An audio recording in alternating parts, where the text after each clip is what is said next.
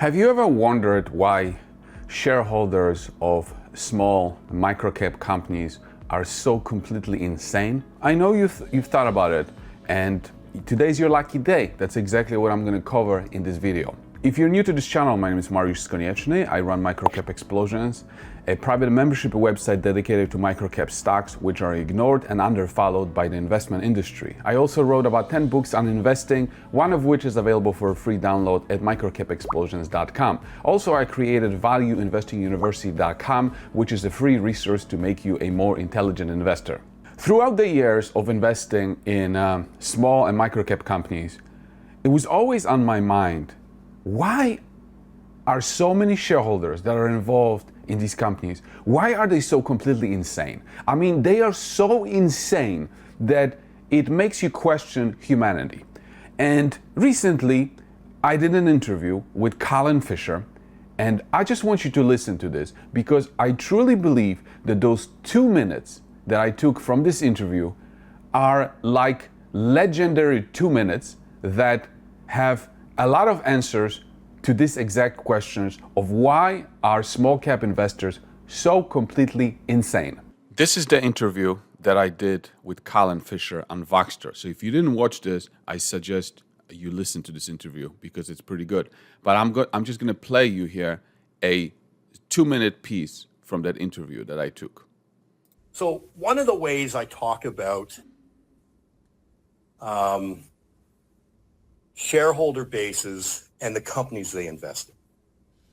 So let's say you invest in a large cap company that's super steady, dividend, whole 9 yards. That's like a marriage, a good, solid marriage, 30 years in the, a 30-year marriage where the people don't, they don't communicate as much because they already know what each other is going to do and how they can communicate without saying anything. It's a stable, emotionally settled relationship. Small startup companies and their shareholder base are like 18-year-olds coursing with hormones, and the whole time they're like, what are you thinking? What are you thinking now? What are you thinking about? Did you think she was pretty? Do you think I'm pretty? What are you doing? How are you doing? What are you doing? It's like the most emotionally dysfunctional, hormone-driven relationship because everyone's like, oh, what are you thinking about doing? Oh, did you tell me? Did you tell me I'm pretty? Tell me I'm pretty. Tell me what you're doing. That's the relationship between startup companies or smaller companies and their shareholder base. They're needy, they're insecure, and they don't believe anything that the other person says. Oh, honey, I think you're pretty. Do you think I'm really, like, you sort of hesitated on pretty. Like, it's this relationship. So part of the problem, if you take that, is we have a board of directors and management that is used to having relationships with bigger shareholder bases. That's a more mature thing that they're not so needy. We have a shareholder base for Voxter that's like hyper needy, childlike, needy, 18-year-old hormone-driven needs, and they're just out of their minds.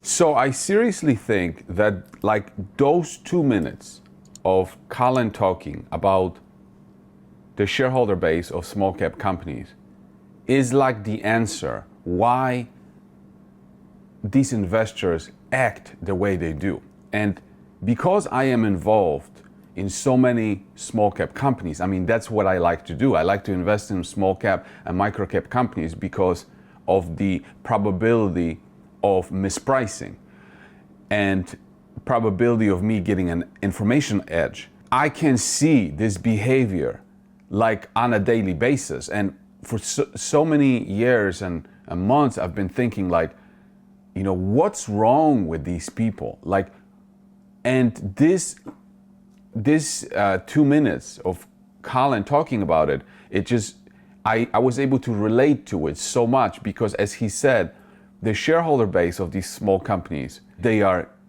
needy, they are insecure, and they don't believe anything that the other person is saying to them, meaning what the company is communicating to them. And on the point of view of needy, we've seen this on numerous times with Oracle, for example. The company goes few months with no news and people go absolutely berserk. Like they have this need of constant dopamine fix. You know, 1 week they need drilling. Once you have drilling, then you need more drilling. Then you need this. Then you need 5% in Brazilians. Then like it never ends. It's just like constant looking for dopamine fix. And it's like this with all of these companies. And when it comes to the second point, which is they're so insecure. A lot of the times they come from the large cap world, and this is the first time they went into the small cap world, and like they don't have all the information written about these companies. They don't have analysts telling them what to do. They don't have other YouTubers or other bloggers telling them what they should do. So they are so insecure in these positions. And then they go out and then they constantly ask questions. What do you think? What do you think? Just like what Colin said. Do you think I'm pretty? Really? You think I'm pretty? Because you kind of hesitated on the pretty. They're so insecure and they just ask everybody, what is your opinion? What are your thoughts on this and that? And I see it all the time on Twitter. Like, what are your thoughts on this? Like, why are you asking this thought? What are your thoughts on this? It's like, this guy doesn't even know this company exists. And you're asking me, what are your thoughts on this? You know 100 times more than the person you're asking. What are your thoughts on this? I remember, like I will never forget this moment when Oracle was at like, I don't know, 12 or 18 cents. And one Oracle shareholder asked the expert, what do you think about this? In an email exchange. And the email came back and said something like, like this is all promotional talk. There's nothing there. I'm happy to look at it when there's something meaningful there. That was like, I don't know, 30x ago or something like this. And thankfully, the person that was asking this question like didn't take this expert's advice for nothing and just kept being invested in this. But it just shows you, like, you see, the insecurity is solved by due diligence. The insecurity is solved by understanding the business and knowing yourself how the business works, how the valuations work.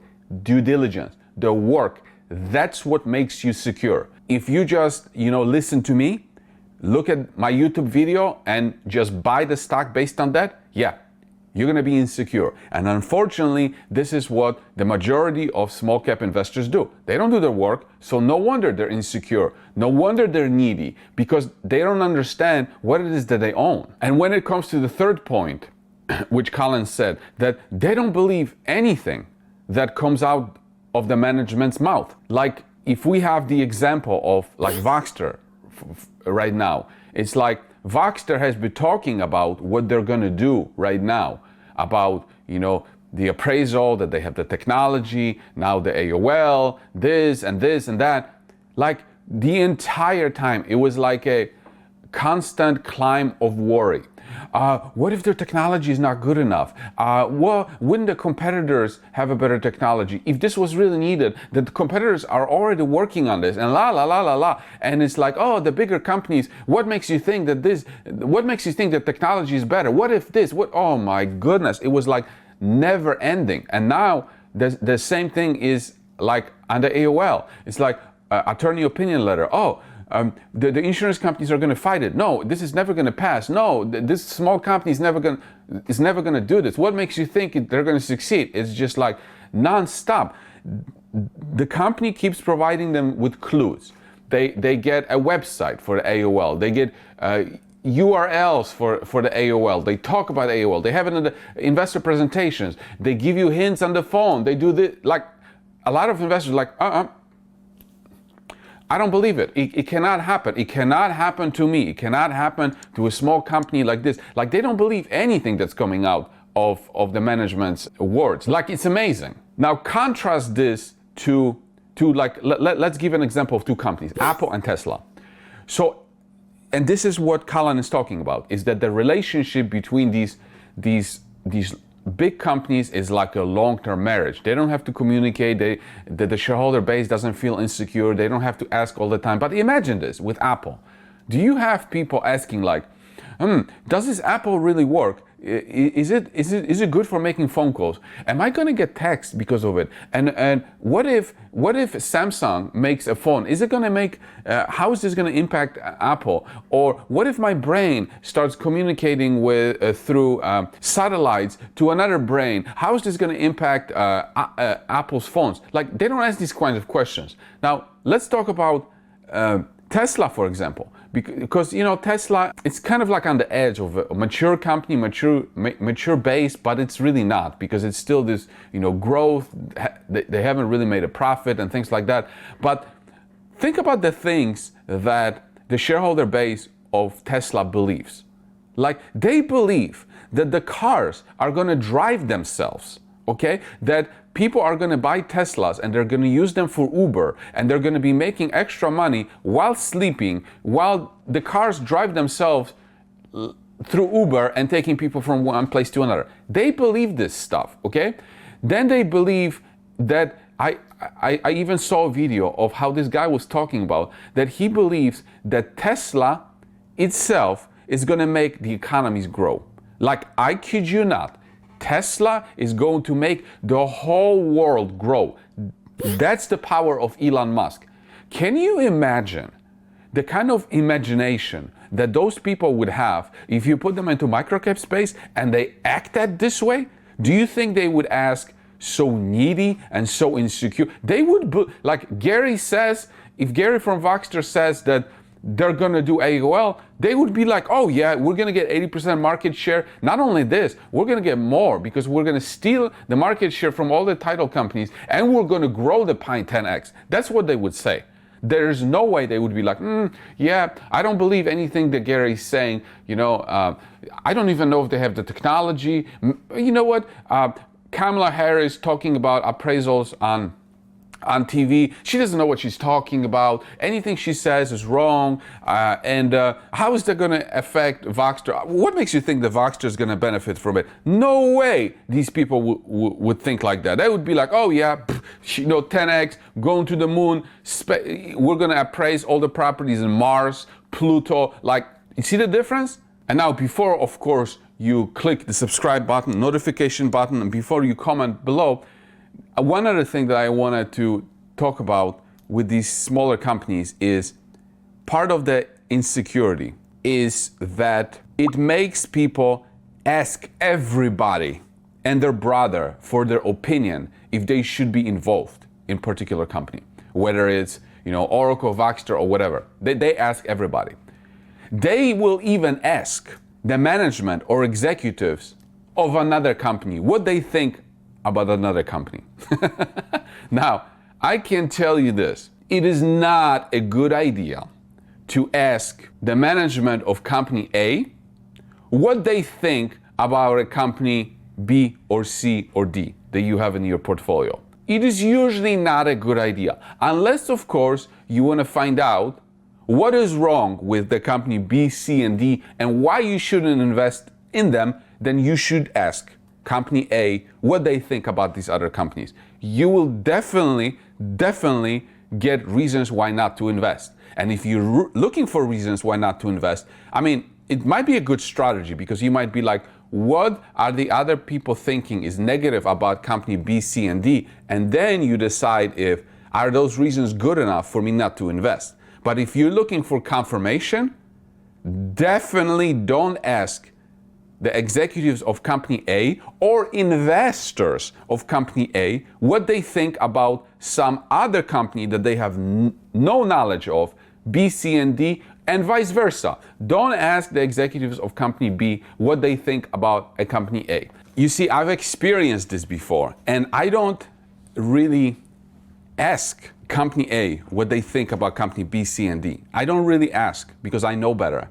But without me even asking, I get unsolicited advice all the time. So when I am talking with company A or company B, I make a conscious effort to not say anything about my other companies, because I don't want to hear their opinions because I know what their opinions are. It's almost like they're competing for capital all the time. You see, if you like company A, B, or C, that means you're going to sell shares of A to buy B and C. That's what they think in their head. So they will always steer towards telling you, maybe there's something wrong with this.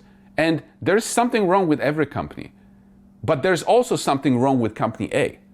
Okay? And you will get those pointers from all the other companies. There's no perfect company, but they will point out all the problems of other companies.